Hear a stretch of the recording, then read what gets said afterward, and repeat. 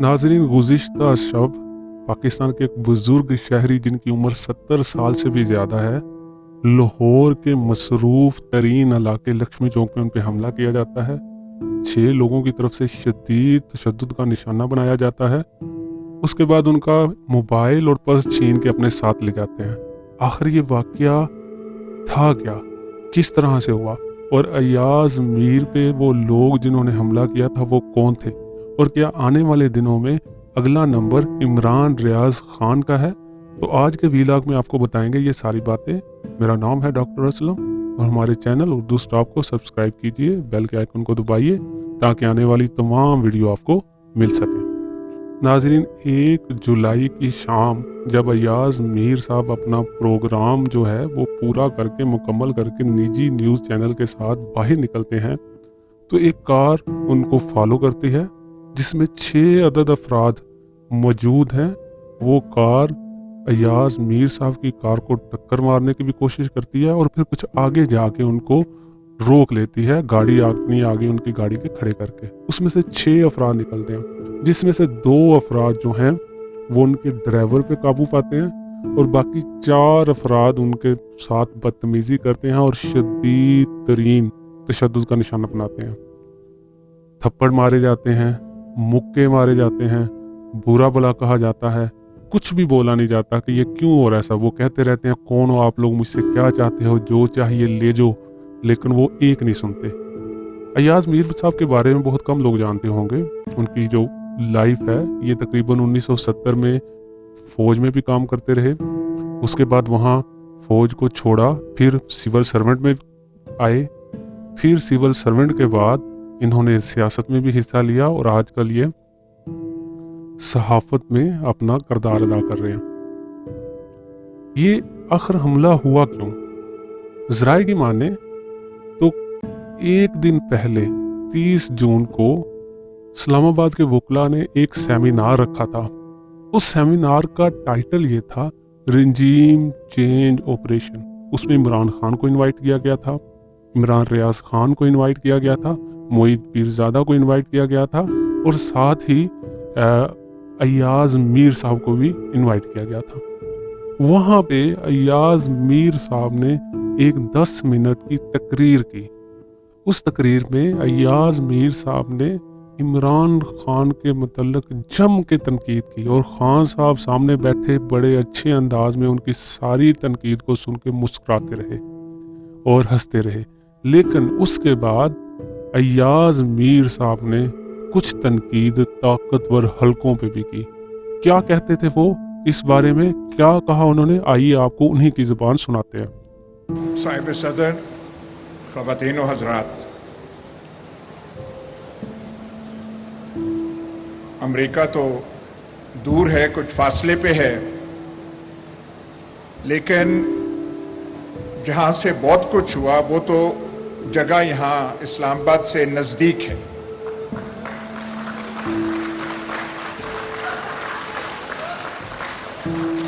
आप बेशक ये डोनाल्ड लू फलाना फलाना नाम लें, लेकिन जो जानते हैं आपकी दिल भी गवाही देता है यहाँ पे हुआ कुछ और है।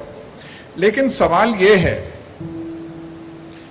डेमोक्रेटिक गवर्नमेंट हो या नॉन डेमोक्रेटिक गवर्नमेंट हो,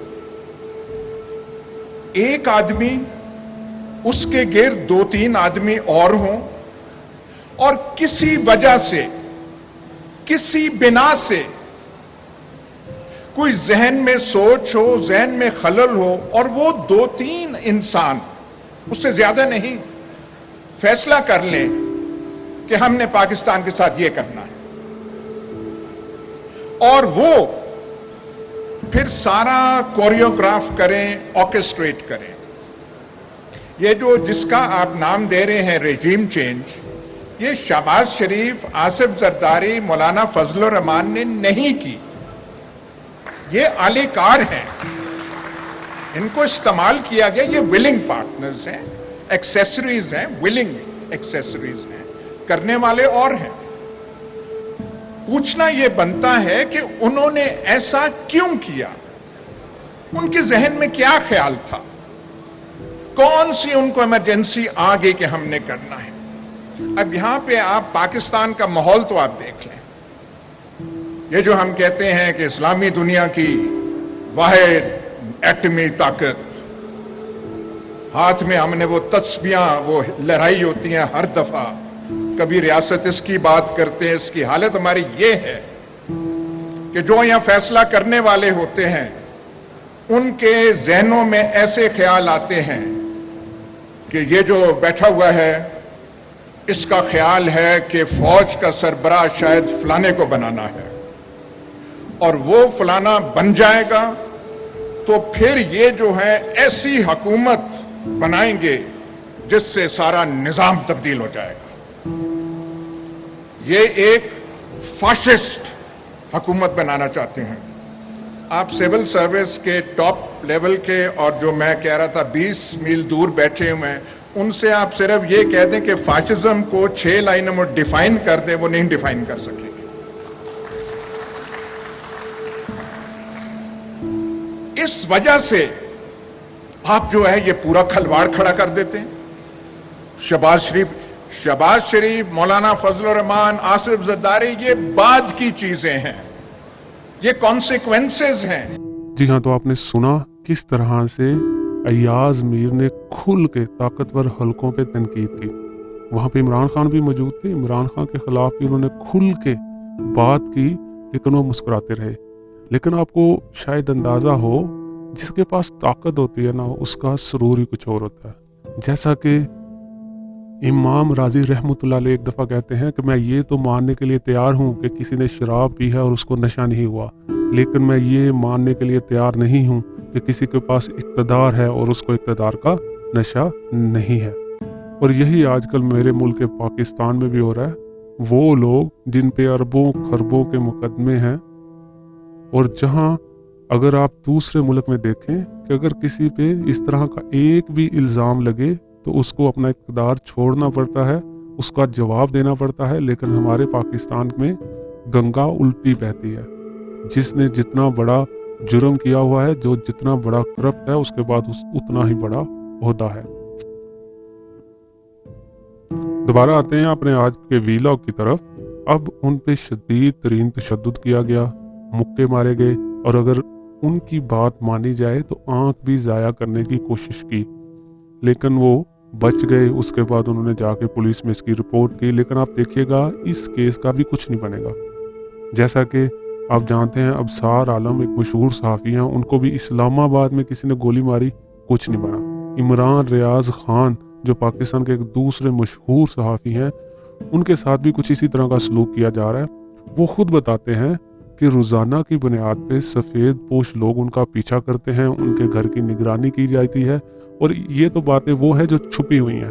کھلی ہوئی باتیں دیکھیے کہ ہر اس صحافی کے ساتھ برا سلوک کیا جا رہا ہے، اس پہ FIR کاٹی جا رہی ہیں جو بھی اس رجیم چینج آپریشن کی بات کرتا ہے.